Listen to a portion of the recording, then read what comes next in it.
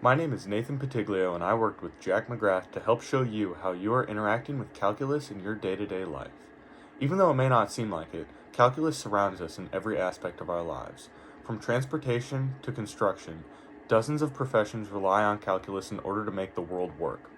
For example, every building we're in was constructed using some measure of calculus. Architects and structural engineers use integration in order to determine the amount of necessary materials to construct three-dimensionally shaped projects, like domes and roofs over sports arenas, such as the Seattle Kraken's new stadium, with its three-dimensional quadrilateral shape. Calculus can also be used in order to measure the weight of dead and live loads of a building by finding the volumes of certain materials in a cubic measurement and using predetermined weights to calculate the total weight of a building.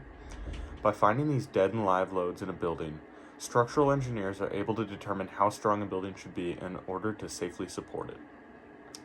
By extension, calculus is also used to improve the architecture not only of buildings, but also of important infrastructure such as bridges and other important aspects of transportation. Every time I cross the I-90 bridge to come here to school, I'm using a product of calculus. Speaking of transportation, here's Jack to show you a little bit about how calculus is used in your vehicle. One of the most important aspects to account for when designing a car is pinpointing and modifying the height of the center of gravity in a car. In the most general sense, the center of gravity is used to determine the average location of the weight of an object. This is important to find in cars because the lower the center of gravity is, the less likely you will be to flip your car during high speed while cornering. So when designing a vehicle, engineers use calculus to determine the height of the center of gravity of a vehicle. The center of gravity, along with the weight of the car, speed at which it corners, and stiffness of the chassis all come into play when determining how safe a car is around high-speed corners.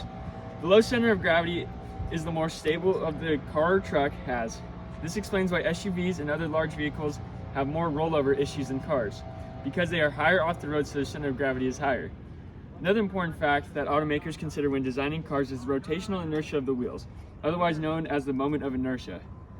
This quantity is what they measure to calculate how much energy it takes to accelerate a wheel. There are some common examples of moments of inertia found in the world.